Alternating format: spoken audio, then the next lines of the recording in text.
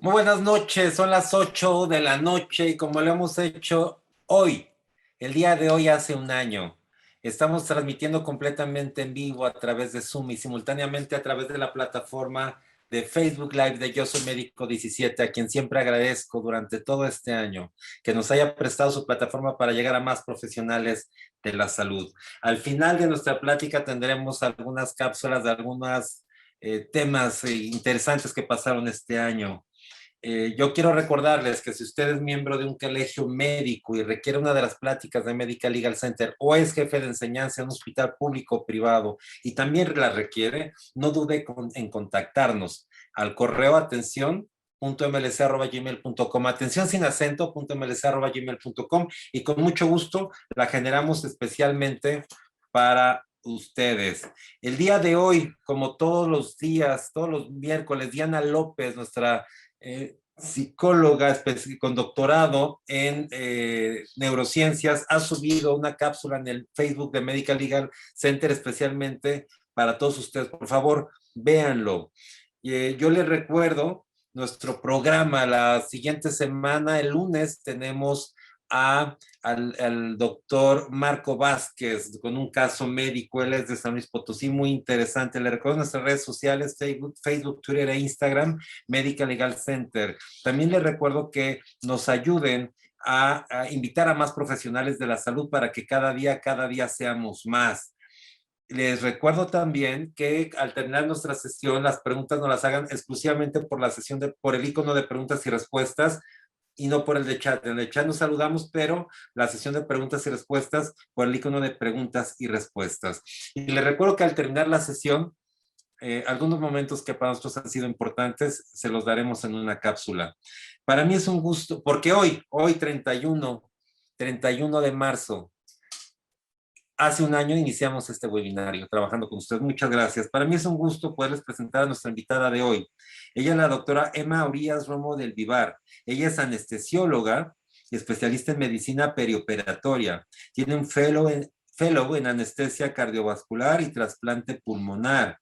Tiene una maestría en tecnología educativa y, entre otras cosas, es profesora titular del diplomado de ecografía crítica Head to Toe, y ella nos va a hablar de un gran tema que es la evaluación perioperatoria del paciente obeso. Siempre cuando tenemos un paciente obeso son más complicaciones. Entonces, ¿qué es importante para el anestesiólogo en esos casos? Doctora Emma, bienvenida y muchas gracias por aceptar. Muy buenas noches.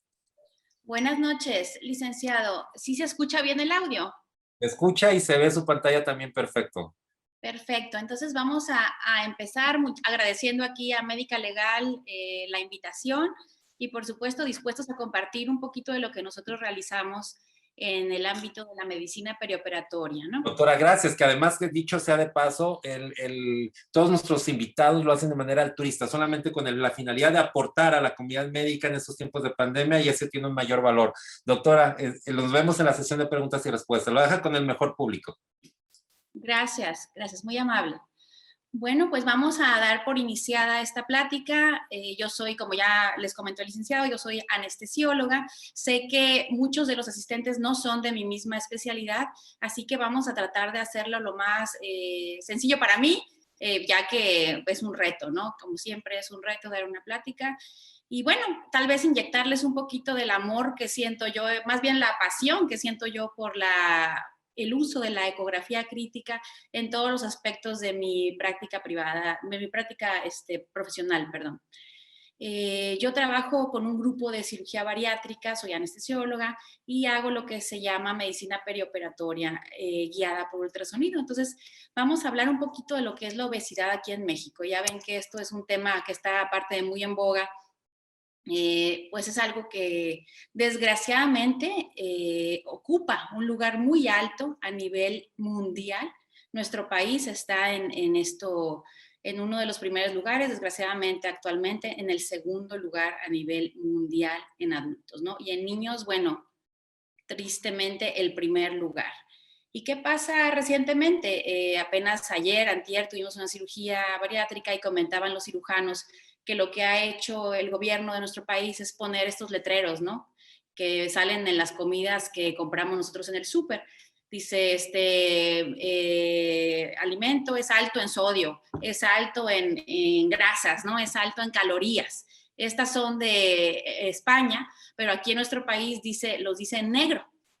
Bueno, y eso hace que nos asuste. A lo mejor al principio, cuando recién salieron los productos, incluida yo, lo compraba y decía, bueno, me da miedo, ¿no? O me pone a pensar un poquito antes de comprar ese producto. Pero ¿qué es lo que pasa? Es igual que la industria tabacalera, ¿no? Nos ponen ahí una rata muerta, nos ponen ahí cáncer de pulmón, nos ponen ahí todas las consecuencias de fumar, por ejemplo, y aún así nosotros lo seguimos haciendo. Y esto creo que no es la excepción en cuanto a la obesidad. Actualmente, desgraciadamente, y ahora con pandemia, las cosas se complican todavía más, ¿no? Entonces, hablando un poquito de lo que es esto de la obesidad, como les dije, nuestro país, desgraciadamente, a mí se me hace una cosa increíble, todavía no lo asimilo del todo lo que es ser el segundo lugar a nivel mundial de obesidad, ¿no? Entonces, esto es una cosa, pues, terrible, desgraciadamente triste, pero así es, y bueno, hay que empezar a trabajar un poquito en lo que es esto. ¿Cuántos de nosotros somos obesos? Pues el 24% de la población nacional. 24% es altísimo, altísimo, altísimo. Eso quiere decir que de 10 personas, 2 son obesas. No hablar del sobrepeso, simplemente obesas, ¿no? Entonces, nosotros sabemos que hay muchas clasificaciones en cuanto a esto, pero la más utilizada es la americana, lo que es el índice de masa corporal. Sobrepeso, yo aquí lo enmarco porque para recordarme a mí cuando yo doy esta plática que yo tengo sobrepeso, que yo tengo que luchar con esto y que es un problema que la verdad es desgastante con uno mismo, es una lucha personal, es una lucha con la báscula, es una lucha el día al día. Y esto representa obviamente un tema, un problema para nosotros los que nos dedicamos a lo que es la medicina perioperatoria, ¿no? Como a todos los médicos, no importa la especialidad que sea, y ahora con pandemia, pues esto representa también un problema. Así es, entonces yo pongo ahí que yo tengo sobrepeso. Entonces. ¿Pero por qué? ¿Por qué ahorita estamos en esta situación? Yo creo que como las imágenes lo dicen aquí, la historia se cuenta sola, ¿no? ¿Qué pasaba antes? ¿Qué pasaba antes? Esto no hace tanto. Yo todavía me tocó cuando era niña yo tengo ahorita 42 años, cuando yo era niña. En los 80s, todavía esto pasaba. ¿Qué pasaba? Los niños salíamos a la calle. Actualmente en pandemia, pues ni se diga, esto es impensable. Esta generación de niños, pues la verdad no tiene precedentes, ¿no? Me decía mi esposo el otro día, nosotros tenemos una niña pequeña de 2 años, me decía, bueno, es que los niños tienen que adaptar y los niños tienen que, ¿cómo es posible que no puedan estar en línea 8 horas seguidas? Le digo, es que esto no tiene precedentes, esto... ¿Cómo tienes tú sentado a un chamaco 8 horas consecutivas en la computadora? Es como tenerlo en la tele, pero poniendo atención, y esto no tiene precedentes. Estas imágenes que nosotros vemos aquí hasta tristeza dan. ¿Por qué? Porque esto pasó a la historia. ¿Y qué hacíamos en esa época? Jugábamos, salíamos, corríamos y nos metíamos a la casa cuando nos hablaba nuestra mamá para cenar, ¿no? Y pasabas todo el día en la calle y no pasaba nada. Eso es lo que hacías muchísimo ejercicio, estabas rojo, todo sudado, embarrado, lleno de lodo, y eso era lo normal. Entonces la actividad física que nosotros realizábamos era muchísima, y eso actualmente se acabó, así simplemente se acabó. Con o sin pandemia, para allá íbamos. ¿Por qué? Porque la epidemia de videojuegos, la epidemia de lo que es pues las tabletas electrónicas, los celulares, la tecnología, bla, bla, bla, nos ha ido cobrando la factura. Y desgraciadamente cobrar la factura, ¿en qué representa? Pues en obesidad. Aquí me gusta mucho esta imagen de los 70s, de una playa X en Estados Unidos de los 70s. Yo les pongo este reto a toda la audiencia. Les reto a que me ubiquen y me identifiquen un obeso, un solo obeso, nada más una persona, bueno, vamos, no obeso, una persona con sobrepeso en esa foto, por favor. Uno, vamos a buscarla, a ver, vamos a ver, una sola persona con sobrepeso, no hay, no existe. Y eso llama muchísimo la atención, muchísimo la atención. ¿Cómo es posible? ¿Qué ha pasado en estos años? ¿Qué es lo que ha pasado? ¿Qué sucedió? Bueno, pues eso va mucho de la mano con lo que yo les comentaba hace ratito. La obesidad es la epidemia del siglo XXI. Incluso esas personas que salen aquí en la foto forman parte de una organización que se llama Globesity. Globesity, o sea, lo que es hacer normal una patología, porque la obesidad es una patología. Ellos hacen ver normal una patología. Incluso uno puede ver en los espectaculares ahí de venta de ropa, ciertas tiendas de ropa extra grande, que dice, la guapa no tiene talla, ¿no? Guapa no tiene talla, no importa. Y las modelos actualmente, que hay modelos de obesidad, modelando trajes de baño, como aquí lo podemos ver en la pantalla, modelando cualquier tipo de ropa, y dice, guapa no tiene talla. Pero ser guapa sin talla, ¿es realmente sano? ¿O simplemente es algo que nos hace sentir mejor con nosotros mismos? El decir, bueno, no importa que esté, ahora sí, no, perdón por la palabra, pero no importa que esté gorda, ¿no? Así me tienen que querer. ¿Quién? La sociedad, mis hijos, mi pareja, todo mundo, no importa, sí. El problema es que la obesidad va de la mano con patología, la obesidad va de la mano con enfermedad, o sea, no es tan libre no está exenta, perdón, de que tengamos algún problema. Y cómo hemos nosotros normalizado esta situación. Aquí vemos otra vez, 32.4% en esta otra escala, en donde dice que nuestra población ocupa el lugar, el porcentaje 32.4% son obesos en nuestro país. Allá decía 24%, aquí dice 32.4%, depende de la literatura. Pero al final de cuentas estamos un lugar abajo de Estados Unidos, desgraciadamente. O sea, esto es importantísimo, es muchísimo. Hay unas, bueno, hubo una encuesta que se hizo, que es la encuesta de Ensanud, en 2016, se volvió a repetir unos años después, para saber qué es lo que estaba pasando, cuál era la prevalencia real y en qué grupo de edad era donde más se presentaba este problema en nuestro país. Y se dieron cuenta, bueno, de esta situación. Fíjense bien, en los adultos, el sobrepeso existe más en las mujeres de 30 a 39 años y la obesidad en las mujeres de 50 a 59 años.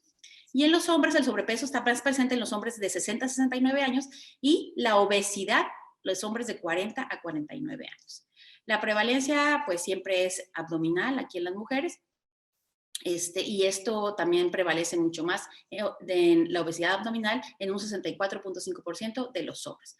Y aquí a mí me llamó mucho la atención esto porque yo soy de Sinaloa, yo vivo en Culiacán, Sinaloa, y uno siempre relaciona los estados del norte del país con mayor obesidad, no sé por qué, porque que si estamos más grandotes, que si nos vemos más grandotes, que si estamos más cerca de Estados Unidos, que la gente está más gorda, es más obesa en el norte. Pues no, fíjense bien, en el centro también prácticamente estamos iguales, en el sur, fíjense también, 31.6% de obesidad, 30.3% en el centro, y del norte, bueno, 37%, realmente no es tanta la diferencia. Pero lo que más llama la atención es la prevalencia de sobrepeso, no es tanto la obesidad, más bien el sobrepeso. En el sobrepeso estamos prácticamente igual el sur que el centro y un poquito menos el norte. Pero al final de cuentas es lo mismo, estamos prácticamente en los mismos números en todo el país, así que no hay diferencias por donde vivamos dentro de nuestro mismo país, es lo mismo. Y a mí lo que me da mucha tristeza es que esto, obviamente nuestros hijos son una copia de nosotros, es mentira que, ay, este niño, ¿de dónde salió contestón? ¿De dónde salió así, de dónde salió obeso? Bueno, si tú en tu casa te dedicas a comer papitas, refrescos, pizzas, comida chatarra, pues tu hijo va a hacer exactamente lo mismo, ¿no? Entonces, sí, fíjense bien, primer lugar en el mundo con niños obesos, y eso la verdad es una tristeza. Y aquí hay algo que llama mucho la atención, ¿no? Los niños consumen 3 veces más refrescos que otros líquidos, pero incluso los menores de 4 años consumen el doble de bebidas azucaradas, o sea, leche, jugo, etcétera, que de leche. Y eso la verdad es una tristeza. Nosotros aquí en Sinaloa, y supongo que en todo el país es lo mismo, en las rancherías, en los ranchos, en los pueblos muy pequeños, la gente le da, en el biberón, les da Coca-Cola, Coca. Entonces, la verdad, eso ya a mí se me hace algo que no tiene nombre, ¿no? De veras.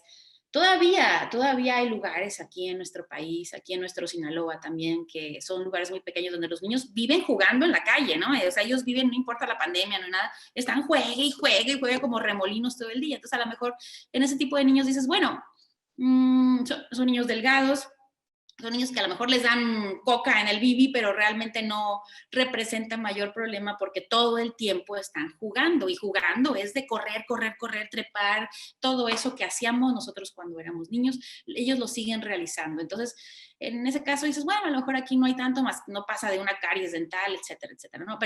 Pero ¿qué pasa en pandemia? ¿Qué pasa en las ciudades? ¿Qué pasa cuando no salgo a jugar a la calle? ¿Qué pasa cuando me quedo en casa viendo la computadora 8 horas y aparte sigo en mi casa porque no puedo salir, no puedo hacer nada? ¿Qué pasa?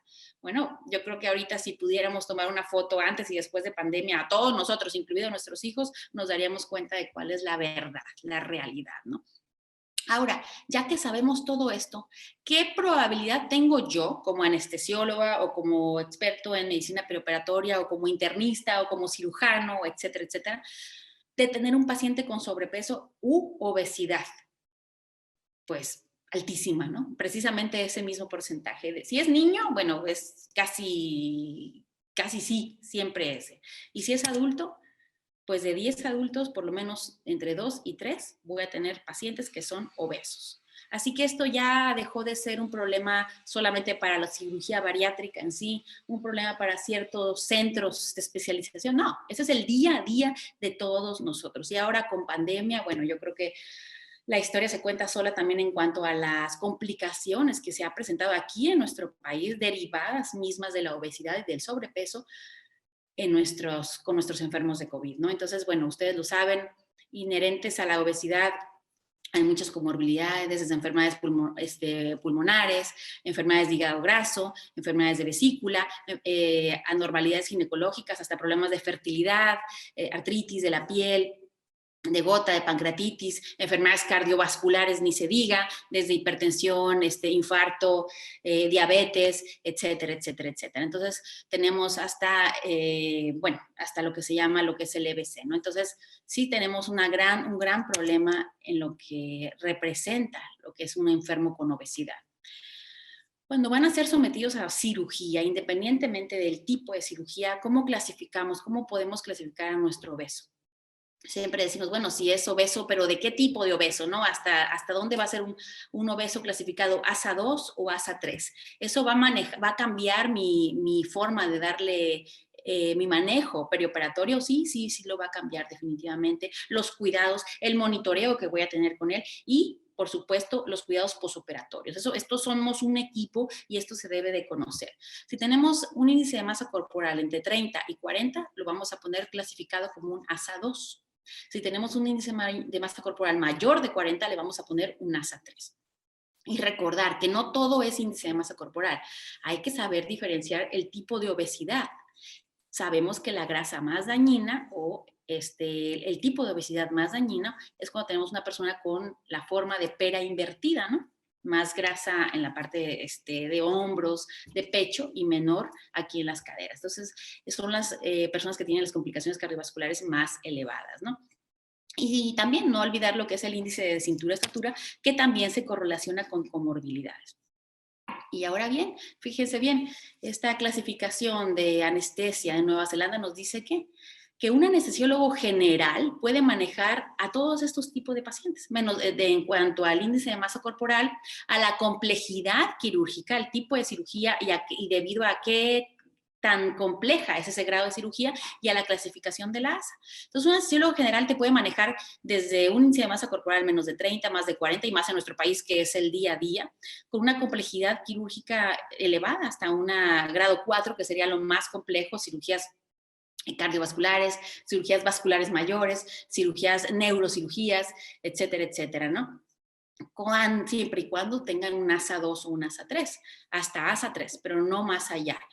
Y dice, bueno, si usted va a meter un paciente ya con una complejidad quirúrgica, grado 4 o incluso grado 2 o grado 3, pero tiene más de 60 o entre 40 y 60 de índice de masa corporal, ya el anestesiólogo y el cirujano deberían ser subespecialistas, ¿no?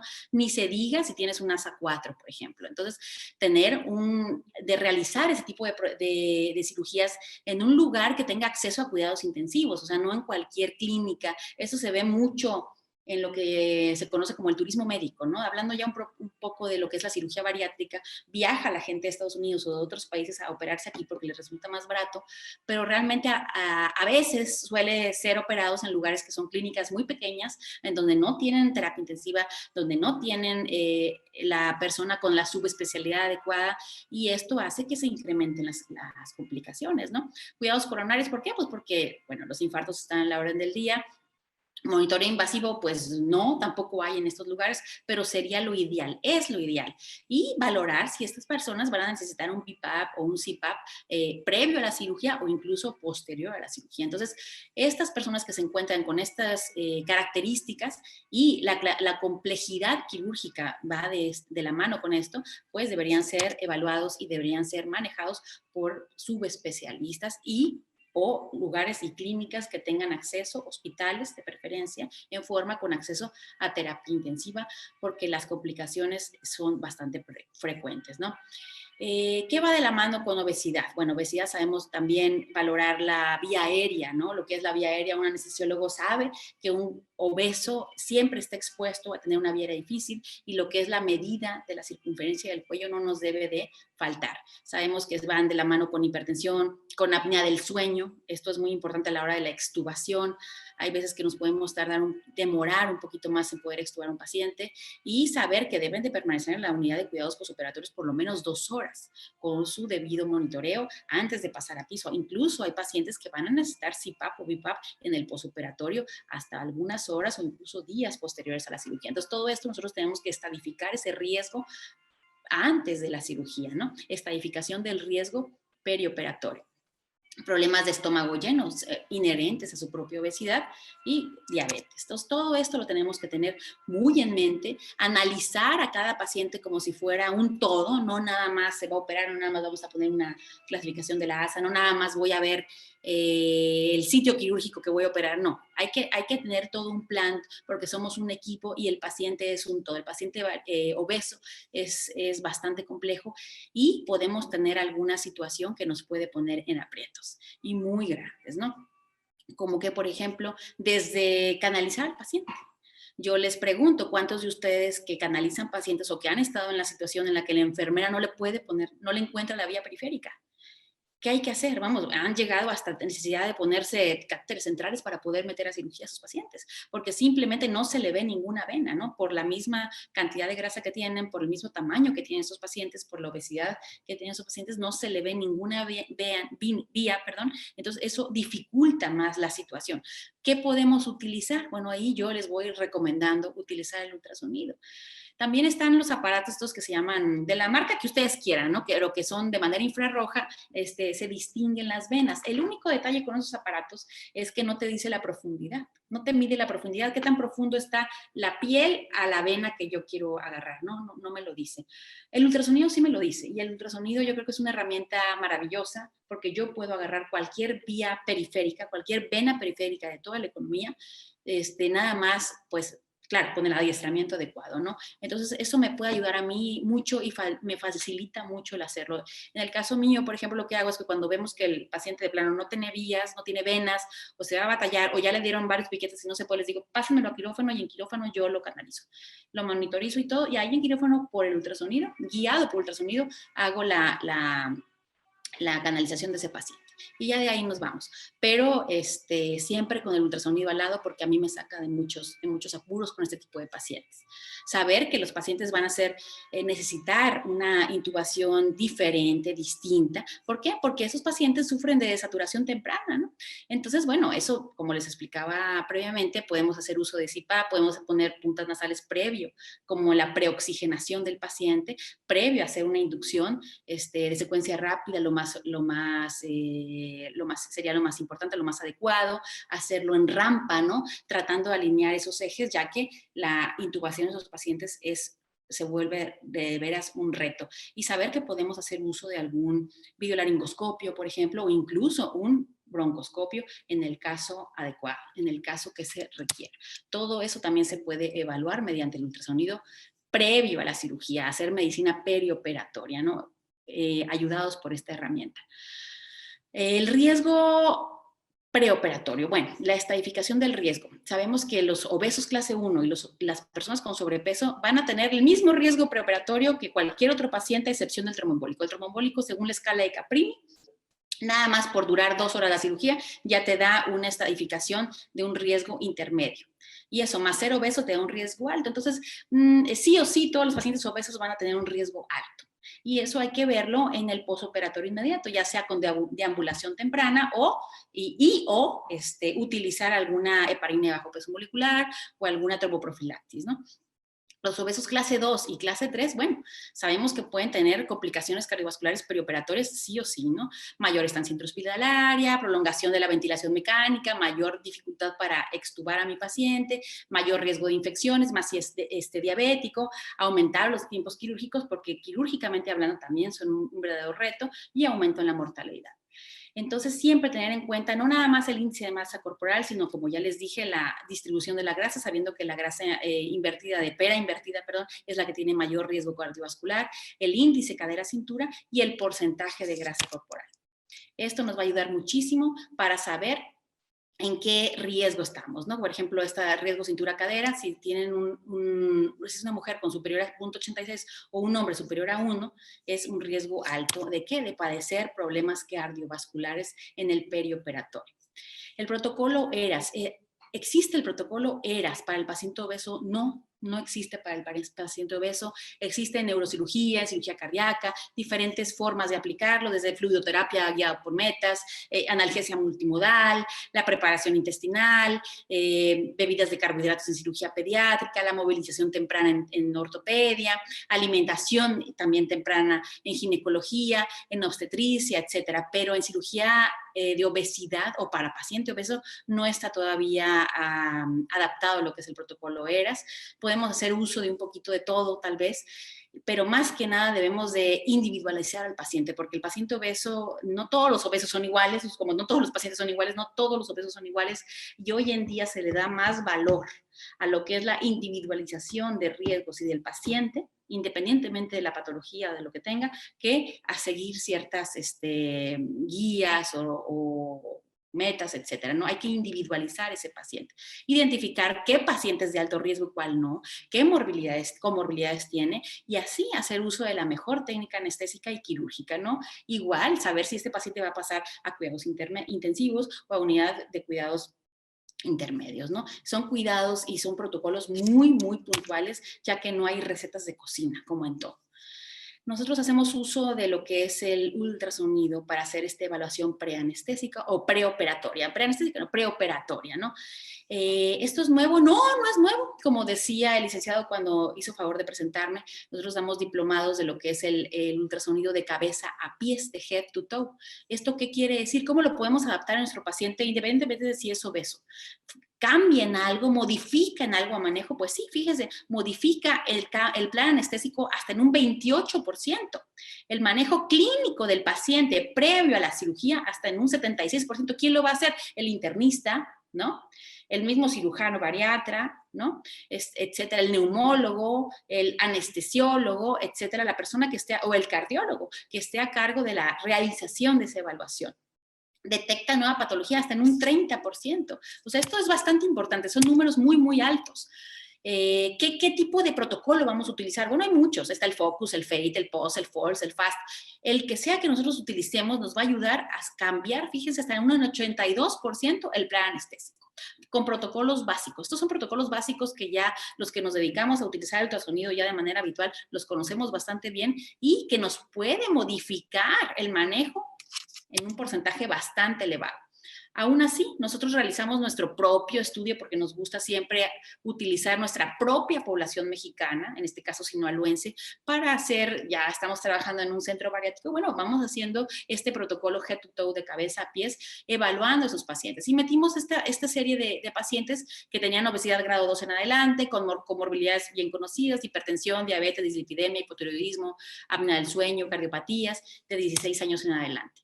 ¿Qué les evaluamos? Protocolo de cabeza a pies, vía aérea, tiro con ultrasonido, vía aérea, tiroides, grandes vasos del cuello, corazón, pulmón, movilidad diafragmática, hígado, tamaño del hígado, miembros pélvicos, haciendo un protocolo Z-FAST para saber el riesgo de trombolia que tuviera ese paciente, de trombosis, perdón. Entonces, hicimos el protocolo Head-to-Toe, metimos 120 pacientes de consulta preoperatoria con esas características. Cabeza y cuello, perdón, ¿qué les evaluamos a la vía aérea? Bueno, sabemos que nosotros tenemos este tipo de mediciones que se pueden realizar por vía aérea, por ultrasonido, el cartílago cricoides, el cartílago tiroides, la movilidad de las cuerdas bucales, la tiroides, los aritenoides, la tráquea y los anillos traqueales. Hicimos también algunas medidas. Esa es una forma de hacerlo, simplemente se coloca el transductor lineal en el cuello del paciente de manera transversal y longitudinal, girando el transductor a 90 grados. Y también hicimos unas mediciones de la pared posterior de la lengua y de la membrana tiroidoidea. Hay ciertos estudios que lo correlacionan, el tener esta medición de 6.26 centímetros con un Cormac Lejante 4. Y eso a mí como anestesióloga me dice que mi paciente va a ser vía aérea difícil predicha o prevista. Entonces, que yo me debo de preocupar y me debo de ocupar más bien con un videolaringoscopio o depende del contexto hasta con un fibrobroncoscopio, depende de mi expertise y depende de cómo que vaya yo a requerir y lo que tenga a la mano, ¿no? Igual, la membrana tiroidoidea de la piel hasta la membrana debe de estar a 24 o 32 milímetros. En pacientes obesos, si es mayor a esto, me dice que sí es probable que tenga un Cormac Lejante 4. Les pongo un ejemplo que tuvimos de una femenina de 51 años con diabetes, con hipertensión, con obesidad grado 1, programada para manga gástrica laparoscópica. Se le hace el protocolo Head-to-Toe, esa es una vista de la tiroides de ella, y encontramos esta imagen circular anecoica. Fíjense bien, no está despreciable, mide 1.08 centímetros de diámetro y de alto 0.857 centímetros, o sea, pónganle 1 por 1. Esta imagen aquí la vemos en tiroides, se le puso Doppler color, se vio que estaba pintado con el Doppler color, y en ese momento se procedió a suspender la cirugía y a enviar a esa paciente a hacer un ultrasonido tiroideo formal. Resultó ser pues algo, pues cáncer de tiroides. No digo que a todos los pacientes se les deba hacer un ultrasonido formal de tiroides, no, pero si nosotros tenemos la herramienta ahí, no es nada más hacerle un eco, no es nada más ver el pulmón, no es nada más ver las vías periféricas, no, es un todo. Entonces, por eso es un ejemplo de una paciente que nosotros realizamos el ultrasonido de vía aérea y observando esa masa en tiroides, la cual hizo que sospecháramos de un carcinoma tiroideo, y sí, efectivamente eso fue lo que sucedió en ese caso, ¿no? También vemos los grandes vasos del cuello, vemos carótidas, vemos compresión de ambas, vemos yugulares, vemos estado de hidratación del paciente, analizamos desde antes de entrar al quirófano las vías periféricas, ponemos ahí en una hoja que tenemos ahí ya marcada si el paciente va a ser o no portador de una vía difícil. Si necesita en dado caso un acceso arterial radial, también se puede hacer guiado por ultrasonido y esto nos facilita muchísimo cuando son pacientes obesos. También se ha dicho mucho lo que es la evaluación del Doppler carotidio en este tipo de pacientes para guiar lo que es la fluidoterapia, ¿no? La fluidoterapia en este caso en estos pacientes. El corazón le hacemos lo que es un ultrasonido cardíaco, no es un ecocardiograma formal, porque nosotros no somos cardiólogos, somos anestesiólogos, pero entrenados, o puede ser cualquier médico entrenado en lo que es ultrasonografía cardíaca, y se le ve la función sistólica, la función diastólica, se le miden las 4 cámaras, las válvulas, la colapsabilidad de la vena cava, y el gasto cardíaco. Y eso se puede realizar en 5 minutos. 5 minutos a grosso modo nada más se los comento, se los menciono. Esos son los puntos en los que se pone el transductor y es lo que se ve normalmente en el ultrasonido. Entonces se hacen estas mediciones en donde se puede ver aquí perfectamente lo que es la fracción de eyección, ¿no? En este caso 68.3%. También se puede ver si el paciente tiene alguna cardiopatía en el aspecto de algún infarto o si incluso si estamos dentro de la cirugía y el paciente es de alto riesgo cardiovascular, se hace uso del eco transesofágico. El eco transesofágico me puede estar hablando de movilidad de todas las paredes de ese ventrículo y yo saber si en caso dado que deje de moverse adecuadamente alguna de las caras de ese ventrículo, pues el paciente podría estar teniendo en ese momento un infarto lateral o un infarto septal, depende de la cara en la que se deje de mover ese ventrículo. Entonces, si tenemos pacientes de alto riesgo cardiovascular, también usamos lo que es el eco transesofágico, ¿no? Se puede medir la función diastólica, la cual me va a decir si yo necesito vasodilatadores, diuréticos, bloqueadores beta, vasoconstrictores, etcétera, etcétera, ¿no? Entonces, todas esas cosas me las puede decir la función diastólica de mi paciente, hacer uso de ambas. Y antes de entrar a la cirugía, pues también se hace lo que es la colapsabilidad de la vena cava inferior, en donde nosotros podemos inferir la medición de la PVC, ¿no? En vez de hacer ya el monitoreo invasivo, esto es lo que se hace con monitoreo no invasivo. También se hacen pruebas o retos de volumen al elevar las piernas o simplemente hacer pequeñas cargas de volumen y saber cómo responde ese paciente depende del momento de la cirugía o antes de empezar la cirugía, incluso antes de empezar la anestesia. Se puede medir también el gasto cardíaco.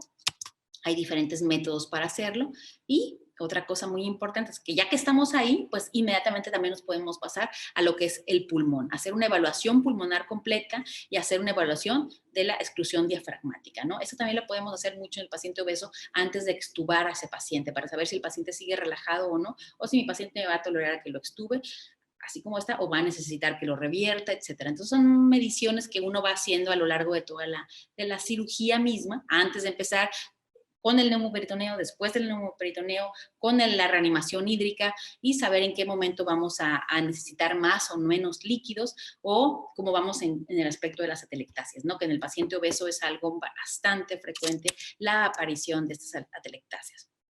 Esto se conoce como monitoreo dinámico pulmonar, en donde cuando empiezan a aparecer estas líneas B, que son líneas verticales, este es un pulmón normal, pero ya que empiezan a aparecer más de 3 líneas verticales, se dice que ya tiene una sobrecarga hídrica. Este paciente ya no necesita meterle más líquidos, ya lo que necesita es mantenerse igual o a lo mejor incluso si nos pasamos ya de líquidos, a lo mejor van a necesitar hasta diuréticos, ¿no? Pero es una manera de saber el manejo, fluidoterapia del paciente de manera pulmonar. Vemos cómo el haz de ultrasonido choca contra algo que ocupa ese espacio, que es el pulmón, los espacios del pulmón, y podemos observar esta aparición de esos artefactos conocidos como líneas B. ¿Ok? Incluso las atelectasias, claro que sí, también se pueden ver, depende del momento en el que aparecen y hasta el neumotórax. A lo mejor le pusimos un catéter central y podemos ver cómo está ese pulmón, cómo está la pleura, si se está moviendo adecuadamente, si hay sliding, si hay movimiento pleural y no tenemos algún problema de neumotórax. Aquí vemos atelectasias, ¿no? Formas diferentes de evaluarlas, ¿sí? Como se ven como pequeñas consolidaciones, digamos, o hepatización de ese pulmón, cómo se van observando poco a poco. Entonces también se pueden ver y podemos nosotros hacer uso de algún manejo ventilatorio distinto, aumento de PIP, reclutamiento alveolar, etcétera, en el transoperatorio, pero eso es muy dinámico, por eso se llama monitoreo dinámico pulmonar. Esto es algo que se va haciendo durante toda la cirugía y nos va diciendo cómo va mi paciente. Se empezó a desaturar, que también es algo frecuente, cómo estaba antes, el paciente también, a lo mejor tuvo COVID, a lo mejor le quedaron algún tipo de fibrosis pulmonar y esto hace que sea un poquito más difícil su ventilación mecánica, ¿no? Entonces, todas estas herramientas son herramientas más que nos van dando mucha información. Así como les decía, la excursión diafragmática, cómo se mueve ese diafragma y cómo me voy a hacer yo, voy a necesitar o no voy a necesitar relajar al paciente, ya puedo extubar ese paciente, ya está en condiciones, etcétera. El hígado también es algo que nosotros podemos observar. En caso de nosotros que hacemos cirugía bariátrica, mientras más grande esté ese hígado, más dificulta la realización de la cirugía como tal. Entonces, y aparte tiene más problemas, ¿no? Ustedes saben que un hígado graso, una hepatomegalia como tal, pues va de la mano con alteraciones en el metabolismo propio de nuestros fármacos. Entonces, sí es importante medirle el tamaño a ese hígado y hacer cierto tipo de recomendaciones como parte de la medicina perioperatoria en el caso que se encuentre muy grande. o con hígado graso importante, ¿no? Los miembros pélvicos los medimos en 3 puntos, y en la región inguinal, en el tercio medio de la pierna y en el hueco popliteo. ¿Esto para qué? Para evaluar lo que es las arterias y ver cómo está la posibilidad de tener algún trombo o si tienen algún trombo este tipo de pacientes. Los hallazgos que nosotros tuvimos, fíjense bien, tuvimos alteraciones en un 90% de los pacientes en cuanto a hepáticamente hablando, un 90%, o sea, casi todos los pacientes tuvieron alteraciones hepáticas. De ahí nos saltamos a corazón, en un 60% tuvimos alteraciones, lo más frecuente fue la disfunción diastólica, y de ahí ya nos saltamos hasta en un 30% de alteraciones de la vía aérea. Desde alteraciones, porque ahí englobamos alteraciones de tiroides, alteraciones acerca de las mediciones que nos pueden hablar de una vía aérea difícil, para prepararnos, etcétera, etcétera. Y ya en menor escala, menor grado, ya tuvimos alteraciones pulmonares y alteraciones de otro tipo, ¿no? Bueno, modificado en el manejo anestésico, pues sí. Número 1, como les dije, lo principal fue alteración hepática. Bueno, hubo que hacer una preparación hepática especial para resolver este tipo de problemas, una dieta más estricta, etcétera, etcétera.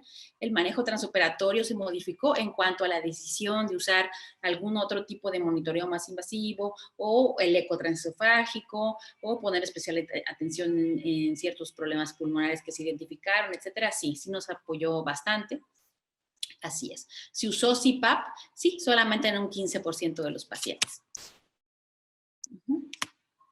Ya para terminar, nada más comentarles que nosotros nos dedicamos a hacer estos diplomados de ecografía crítica, en los cuales nosotros enseñamos lo que es el uso de todos estos, de esta herramienta que es el ultrasonido de cabeza a pies.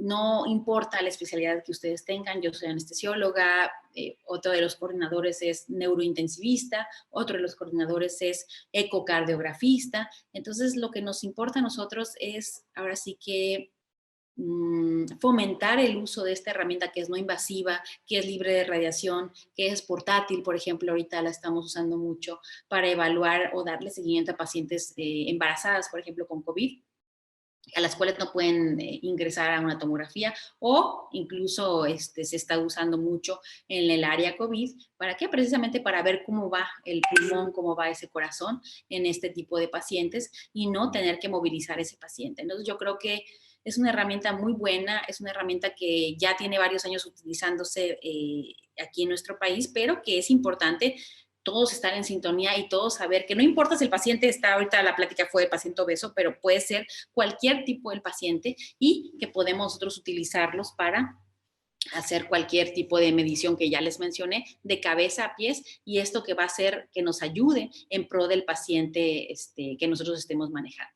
Bueno, pues sin más, agradecer a los licenciados de Médica Legal por la invitación, y pues espero haber despertado un poquito de interés en lo que es la ecografía crítica, y cualquier cosa estoy a sus órdenes para cualquier pregunta. Y bueno, pues buenas noches. Doctora Emma, muchas gracias, muy amable. Vamos a iniciar con la sesión de preguntas y respuestas. Yo les voy a pedir que se queden un momento, además de las preguntas, por un video que les voy a pasar y una noticia que le vamos a dar hoy, que cumplimos, que tenemos un aniversario. Gracias, doctora Emma. A ver, Yolanda Pantoja, del Colegio Mexicano de Obesidad. El problema de la obesidad consecuentemente fue por la normalización de un cuerpo obeso, como body positive, esto posterior a una epidemia de anorexia que había entre jóvenes, por lo que ahora hay asociaciones o grupos en defensa de la normalización de un cuerpo obeso. ¿Usted qué opina, doctora?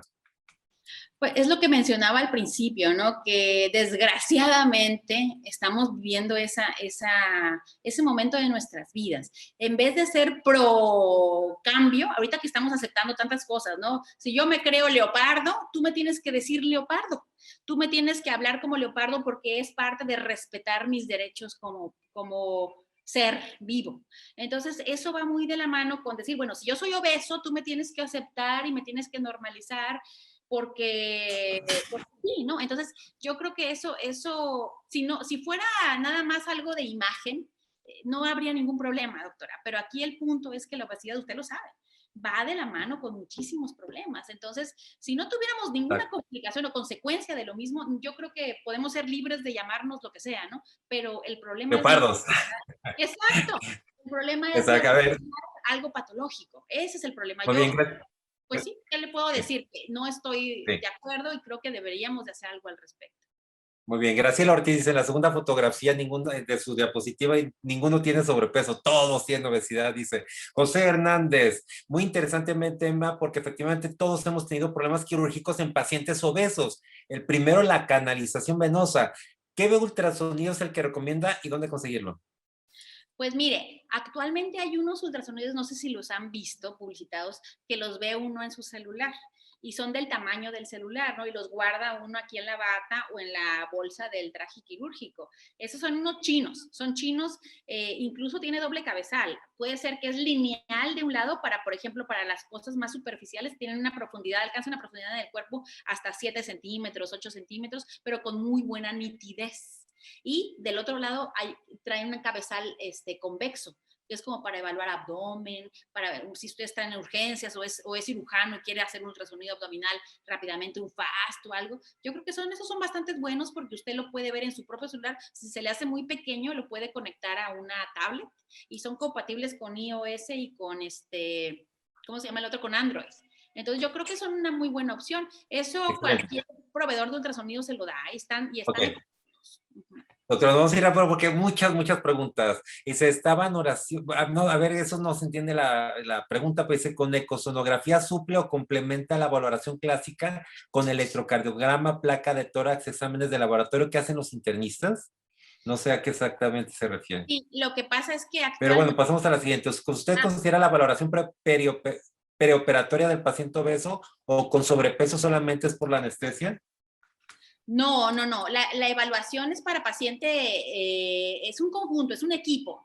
Paciente que va a ser operado, ¿no? Va a ser operado, entonces necesita saber el cirujano en qué momento vamos a necesitar más cosas. Y no nada más por la anestesia, sino después de la anestesia. Va a necesitar que lo interconsulte, a lo mejor un intensivista va a parar a cuidados intensivos, a una unidad de cuidados intermedios, o va a pasar a cuarto, o qué más necesita ese paciente. Es medicina perioperatoria, alrededor de la operación del paciente. Y lo que dijo la otra doctora, yo creo que se refería, licenciado, a que si el ultrasonido suple al estetoscopio. Lo que pasa es que actualmente el doctor Miguel Ángel García, de un español que es punta de lanza a nivel mundial, ecocardiografista, dice que el ultrasonido es el quinto pilar de la exploración física, o sea, se suma al estetoscopio, lo que deberíamos de hacérselo a todos los pacientes. Así de importante es. Excelente. ¿Considera usted que la valoración preoperatoria del paciente obeso con sobrepeso solamente es por el anestesiólogo?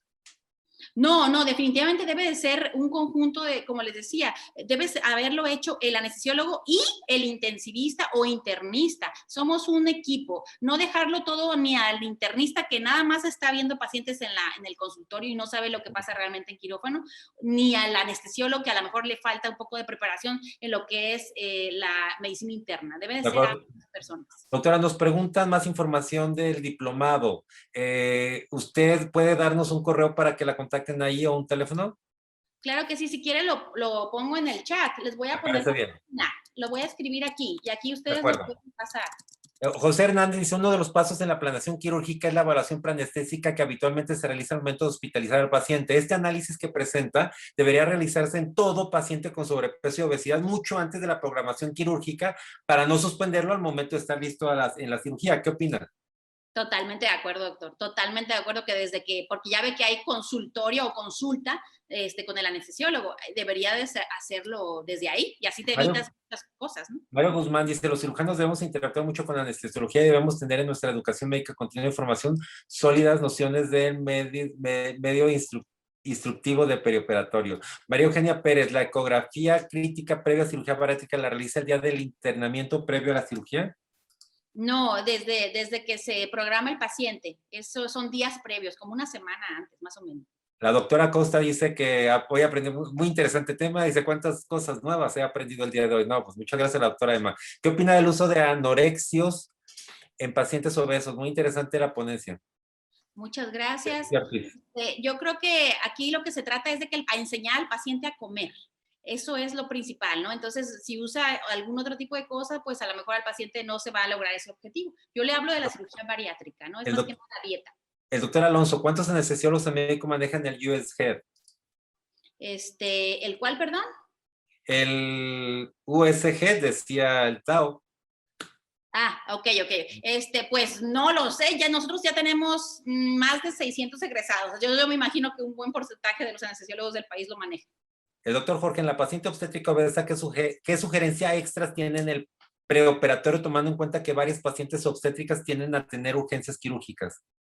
Ahí sí habría que valorar si tiene preeclampsia, si no tiene eclampsia. Muchas pacientes llegan con hipertensión endocraniana y el anestesiólogo no se da cuenta. Entonces, lo que nosotros hacemos es la medición de la vaina del nervio óptico. Aquí poniendo el ultrasonido en el ojo, se puede evaluar la vaina del nervio óptico y si tiene más de 0.5 milímetros, se correlaciona con una presión intracraniana arriba de 20. Y así tomamos la decisión de dormir al paciente en vez de bloquearlo y tener un riesgo de herniación.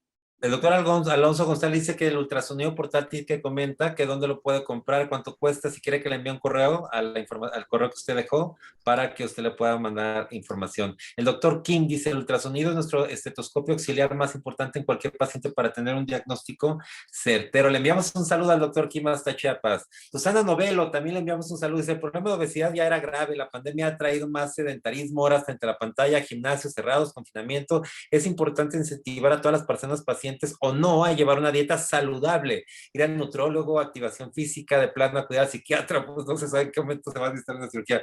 Doctora Susana, como siempre, atinadísima. El doctor Agustín Salazar, le enviamos un saludo a él también hasta Veracruz, siempre agradeciéndonos, pero nosotros estamos agradecidos con usted que difunde tanto esta información. Para un caso de urgencia existe un protocolo rápido para evaluar al paciente, Gabriela Medina. Es que este protocolo te lleva más de 5 minutos. Más de 5 minutos no te lleva, pero tienes que entrenarte para hacerlo así.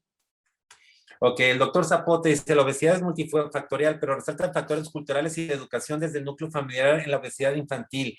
Además, que pronostica obesidad en el adulto y las comorbilidades que originaría en la etapa de adulto, que debe considerar el equipo quirúrgico ante alguna cirugía que debe realizarse en el paciente obeso con sobrepeso. Si bien hay tecnología que ayuda a los procedimientos quirúrgicos, no considera que la prevención es adecuada desde la infancia, tratando de modificar esta pandemia. En la valoración preoperatoria del paciente obeso y o con sobrepeso debe ser multidisciplinario, valorando adecuadamente las comorbilidades asociadas dependiendo de la cirugía realizada para disminuir los riesgos, complicaciones en el perioperatorio. Manuel Prieto, una gran experiencia en el diplomado. Yo lo cursé y quedé muy satisfecho. Muchas gracias por su aprendizaje, doctora Emma. Doctora Emma, a mí me gustaría, antes de que nos diera su mensaje final, me ayuda, bueno, voy a hacer algo. Poderles enseñar algo, doctora Emma, y a todos, algo que para nosotros inició exactamente un año y se los quiero hoy compartir. Les habla su amigo Abraham Dávila. Quiero invitarlos a toda la comunidad de Yo Soy Médico 17 al programa Seminario de Responsabilidad Médica que tendrá verificativo a partir del próximo lunes 30 de marzo y hasta el viernes 3 de abril. Todos en punto de las 8 de la noche con diferentes temas de aspectos médicos legales. Uno de ellos, empezamos el lunes, será del COVID-19 y su repercusión con los derechos y obligaciones de los profesionales de la salud. Temas de suma importancia. Los esperamos a través de este mismo canal, Facebook Live. Muchas gracias.